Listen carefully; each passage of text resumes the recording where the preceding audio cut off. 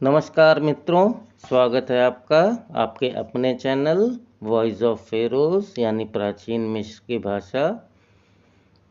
आज के इस एपिसोड में हम फ़ेराओं के नाम कैसे पढ़े जाते हैं उसको देखेंगे।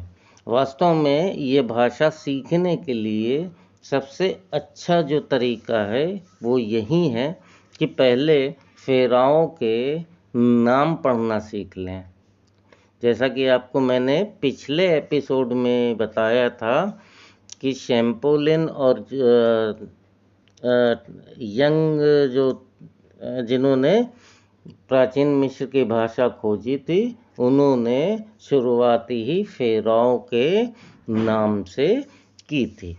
तो आगे चलने के पहले आपसे निवेदन है कि वीडियो को ज़्यादा से ज़्यादा सब्सक्राइब करें, लाइक करें और शेयर करें। तो चलते हैं आज के वीडियो की ओर। तो जैसा कि मैंने आपको अपने पहले और दूसरे वीडियो में बताया था कि फ़ेराओं के या किसी विशिष्ट व्यक्ति के नाम एक विशेष अंडाकार बंद घेरे के अंदर लिखा होता है, जिसे कारतूचे कहते हैं। कारतूचे के बाहर आप देखेंगे दो अलग अलग और निशान दिख रहे हैं, जिनमें एक आप देख रहे हैं एक पौधे जैसा निशान है और एक साथ में तितली जैसी एक पक्षी का भी निशान है। तो वास्तव में यह चिन्ह दर्शाता है, इसको बोलते हैं king of upper and lower Egypt. और अपर एंड लोअर इजिप्ट क्या है ये अभी मैं बताता हूँ। तो पहला चिन्ह है king of upper and lower Egypt, ये इनकी उपाधि है। और दूसरा जो चिन्ह है वो चिन्ह है एक बत्तख का निशान है और एक गोल वृत्ताकार निशान है। जैसे कि पिछले वीडियो में मैं बता चुका हूँ, ये बत्तख का निशान प्रदर्शित करता है, सा चिन्ह को प्रदर्शित करता है, और ये जो गोल चिन्ह है वो सूरज अथवा रे के चिन्ह को प्रदर्शित करता है। तो वास्तव में लगभग सभी राजाओं के दो नाम होते थे। एक उनके जन्म का नाम होता था, तो जन्म के नाम के आगे एक बत्तख का निशान और एक सूरज का निशान लगाते थे। और दूसरा जो चिन्ह है जिसमें एक पौधे जैसी संरचना और एक मक्खी जैसी संरचना दिखा रहे हैं, सामान्यतः इन दो चिन्हों से प्रदर्शित करते हैं। जैसा कि आप देख सकते हैं यहाँ पर एक राजा के या एक फ़ेराओ के दो नाम दिखाए गए हैं। तो पहला नाम जो आपको दिख रहा है उस नाम में ये चिन्ह लगा हुआ है। तो इस चिन्ह का मतलब है ये इनका जब ये शासक बने तो उस समय का नाम है, मतलब शासन करते समय उनका नाम परिवर्तित हो जाता था। लेकिन जब वो राजा नहीं होते थे और उनका जन्म होता था तब उनका नाम कुछ अलग होता था। तो इस प्रकार से एक शासकों के दो नाम होते थे। प्राचीन मिस्र दो भागों में बटा हुआ था। इसका जो निचला जो आप भाग देख रहे हैं इसको कहते थे अपर इजिप्ट, ऊपरी मिस्र। और जो इसका ऊपरी भाग है ये भाग भूमध्य सागर या मेडिटेरियन सी के पास में है, इसको बोलते थे लोअर इजिप्ट या निचला मिस्र। इसी लोअर इजिप्ट में पिरामिड यहीं पर बने हुए हैं, क्योंकि नील नदी का बहाव इस डायरेक्शन में है, इस दिशा में है। इसलिए जहाँ से मिस्र में नील नदी अंदर आती है उसे अपर इजिप्ट कहते हैं, और जिस हिस्से में ये नील नदी भूमध्य सागर में मिलती है इसको कहते हैं लोअर इजिप्ट कहते हैं।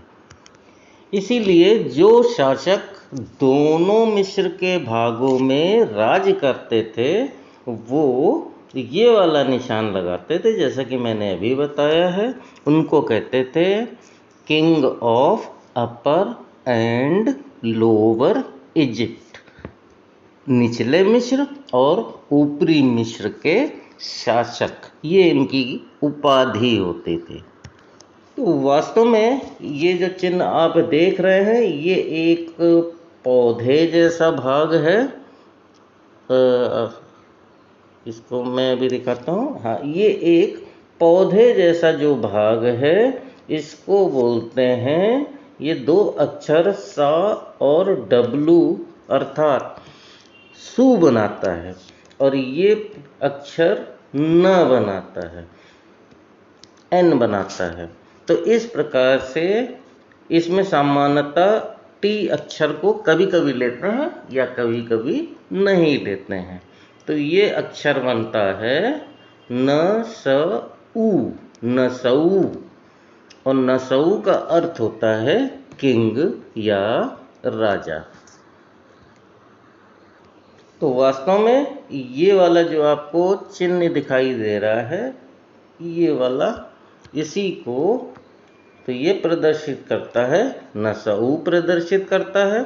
और ये जो एक मक्खी या एक तितली जैसी जो संरचना है ये प्रदर्शित करता है अपर और लोअर इजिप्ट को प्रदर्शित करता है।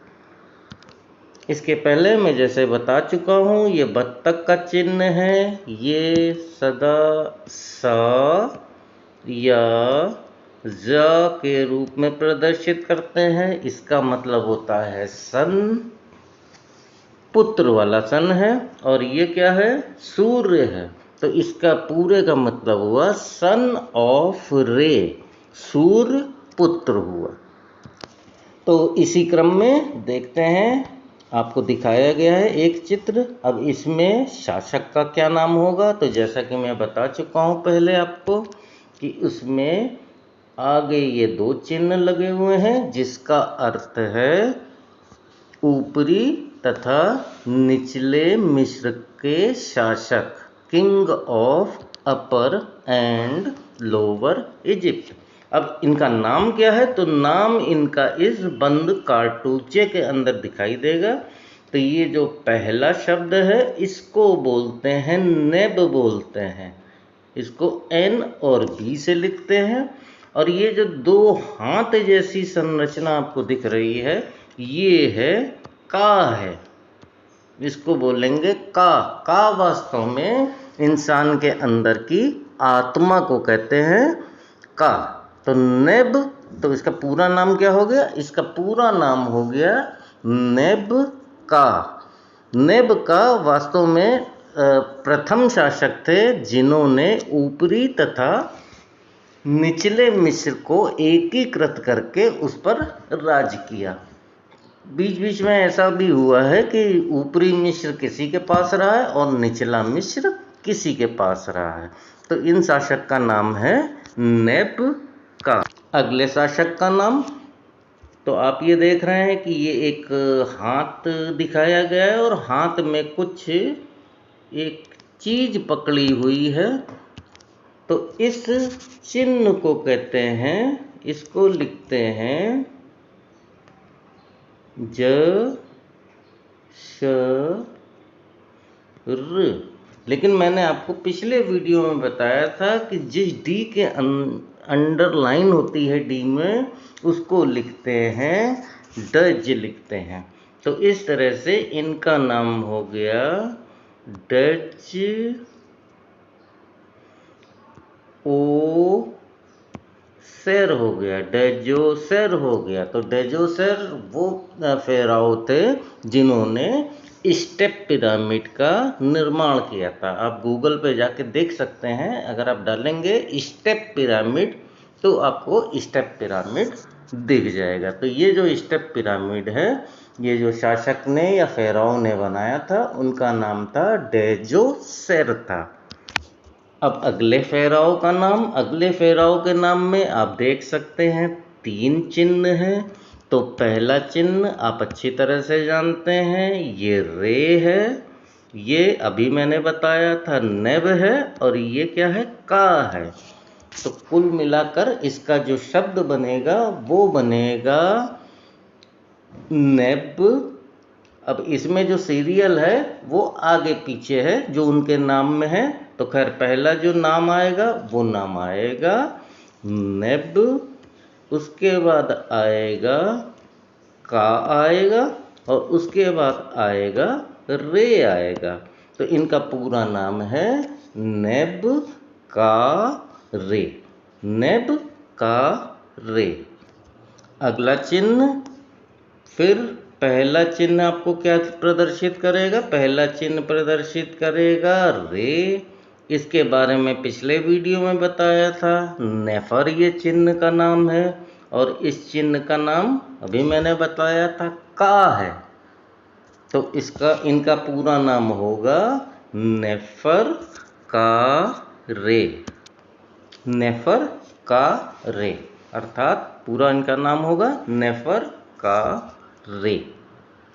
अगला चिन्ह भी बहुत आसान है, ये एकल वाक्य आपको दिख रहा है, इसको सा लिखेंगे। उसके आगे क्या है, उसके आगे है ये नेफर का निशान है, जैसा कि मैंने आपको पिछले वीडियो में बताया था। और ये एकल वाक्य फिर बना, ऊ बना, डब्लू बना। तो इसका पूरा नाम सा नेफर वू, सा नेफर वू। अगला चिन्ह, इस चिन्ह में सभी एकल वाक्य है। पहला चिन्ह जो आपको दिख रहा है वो बनेगा खा बनेगा। इसको खा को चंद्रबिंदी जैसे के साथ में रखते हैं, जैसे मैंने बताया था। ये ऊ, ये फ, और ये फिर ऊ। पूरा नाम है खुफू, खुफू। खुफू वो फेराओ हुए थे जिन्होंने 3 पिरामिडों का निर्माण किया था। एक रेड पिरामिड, दूसरा बेंट पिरामिड, और तीसरा एक कोई पिरामिड और इन्होंने बनाया था। इसको आप गूगल में डालेंगे खुफू के पिरामिड, तो उसका पूरा आपको डिस्क्रिप्शन गूगल पर मिल जाएगा। अगले चिन्ह में ये रे बनेगा, जैसा कि आपको मालूम है। ये एक नया शब्द है जिसको बोलते हैं खा, और ये एक नया शब्द नहीं है, ये तो पुराना ही शब्द है, एकल वाक्य है, फा है। तो इसका नाम है रे खा फ। तो इसका पूरा नाम होगा खा फ रे, खा फ रे। तो खाफरे वो फेराओ थे जिन्होंने ग्रेट पिरामिड, महान पिरामिड का निर्माण कराया था। जो पिरामिड सबसे ऊंचा है वो पिरामिड ग्रेट पिरामिड है। अगले फेराओ का नाम फिर देखेंगे। पहला शब्द रे निकला, ये रे निकला। ये 2 शब्दी चिन्ह हैं जिसको बोलते हैं मेन बोलते हैं, म और न, एम और एन के साथ में आता है। और यहाँ पर आप देखेंगे जो का चिन्ह है वो 3 बार दिया हुआ है। तो जैसा पिछले वीडियो में मैंने बताया था कि वो क्या होंगे, बहुवचन होंगे। तो इसका अर्थ हुआ का के साथ में डब्लू लगा देंगे। तो इनका पूरा नाम होगा मेन काऊ रे, मेन काऊ रे। तो जो सबसे ऊंची पिरामिड के बाद में जो दूसरे नंबर की पिरामिड है वो फेराओ मेनकोरे ने बनवाया था। तो इनका नाम मेन काऊ रे है। अब जो अगला चिन्ह है वो एक ही फेराओ के 2 नाम हैं। तो जैसा मैंने अभी बताया आपको, एक जो पौधे और एक तितली जैसी संरचना के साथ में है। वो क्या है? वो उनका राजगद्दी का नाम है। राजगद्दी जब हुआ था तो उनका नाम बदला था, तो वो नाम है। और दूसरा नाम जब गद्दी नहीं थी, जब वो बाल काल में थे, तब उनका कुछ नाम था। तो वास्तव में ये फेराओ एहमोसिस का नाम है। ये इनका नाम है एहमोसिस। तो एहमोसिस जो शब्द निकला है वो उनके बचपन के नाम से निकला हुआ है, बर्थ नेम से निकला हुआ है। तो इसका विवरण देखते हैं एक एक करके। तो इनके नाम में सबसे पहले आप देखते हैं एक बत्तख और एक सूरज का निशान है। तो मैं जैसा बता चुका हूँ, इसका अर्थ होगा सा। सा का अर्थ होता है पुत्र।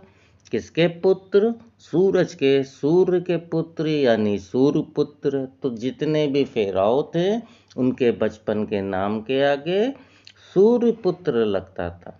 तो सूर्य पुत्र के साथ में अब देखिएगा, ये जो पहला निशान है ये मैं आपको बता चुका हूँ एक या दो वीडियो के पहले कि ये एक चंद्रमा का निशान है और इसको लिखा जाता है आई ई ह। ईह का मतलब होता है चंद्रमा। और दूसरे निशान में आप देखिएगा, आपको जैसा कि पहले वीडियो में बताया था, ये दूसरे वीडियो में कि शैम्पोलियन ने कैसे जो है रैमसेस से मेश शब्द की खोज की थी। तो ये शब्द मेशी ही है, ये शब्द मेश है। ये माँ और सा से मिलकर बनता है मेश। तो इनका पूरा नाम यहाँ तक तो है पूरा ईएह मेस, ईएह मेस, ईएह मेस। लेकिन उसके साथ में अब आप देखेंगे कि एक निशान और बना हुआ है। ये इनका नाम नहीं है, ये इनकी उपाधि है। इसको बोलेंगे नखट। नख नखट। नखट का मतलब होता है स्ट्रॉन्ग वन या सबसे शक्तिशाली। अब इनके राजगद्दी वाला नाम देखते हैं, थ्रोन नेम जिसको बोलते हैं, थ्रोन नेम है इनका। तो पिछले बार मैंने आपको बताया था कि पहटई, पहटई का मतलब क्या होता है? Powerful, strong. उसके ये दो निशान भी मैंने बताए थे कि कभी कभी ये दो निशान लगाकर भी इसको क्या नाम बनता है इनका? पहटई बनता है, पहटई। उसके साथ में फिर ये शब्द रे बना और ये शब्द नेब बना। तो इस प्रकार से इनका नाम पड़ा नेब पहटई रे। अगले चित्र में जिस फेराओ का नाम दिया हुआ है उन फेराओ का नाम है एमेनहोटेप। एमेनहोटेप। अब इनके जन्म का नाम देखते हैं। तो जन्म के नाम में आपको दिखेगा पहला शब्द आई दिखेगा, जिसे ई से पढ़ते हैं। ये शब्द पहले भी आ चुका है, इसको पढ़ेंगे मेन, माँ और ना। इसको पढ़ने की आवश्यकता नहीं है, जैसे कि मैंने पिछले वीडियो में बताया था कि ये एक इसका कंफर्मेशन है कि ये शब्द एम के साथ में एन है, अर्थात ये ना है इसका आखिरी शब्द, तो उसको पढ़ने की आवश्यकता नहीं है। इसके बाद में आप जो चिन्ह देखेंगे, ये चिन्ह एक आपके लिए नया चिन्ह है। इसको लिखते हैं हेटप। एच के नीचे एक बिंदी देंगे और टी और पी, हेटप। तो इस तरह से इनका नाम हुआ। ईमेन है तो ईमेन को कहेंगे एमेन, एमेन हो टेप, एमेन हो टेप। इसके बाद जो आप चित्र में देख रहे हैं, दो चिन्ह देख रहे हैं। एक ये छड़ी जैसा चिन्ह है, इसको बोलते हैं हैका बोलते हैं। एच के नीचे एक बिंदी, फिर क्यू और फिर ए, हैका। हैका का अर्थ होता है रूलर या शासक। और दूसरे चिन्ह में ये आपको एक लंबी छड़ी जैसी एक आकृति दिख रही है। इस आकृति को याद कर लीजिएगा। इसको कहते हैं, इसको लिखते हैं W A या आ स ट, बुआसठ। बुआसठ शब्द का अर्थ है थेब्स। थेब्स वास्तव में प्राचीन इजिप्ट के एक शहर का नाम था, थेब्स। और थेब्स जो है अपर इजिप्ट की राजधानी हुआ करती थी। तो इसका दोनों का अर्थ हुआ इमेनहेटेप, अमनहेटेप, जो शासक हैं कहाँ के, थेब्स के शासक हैं।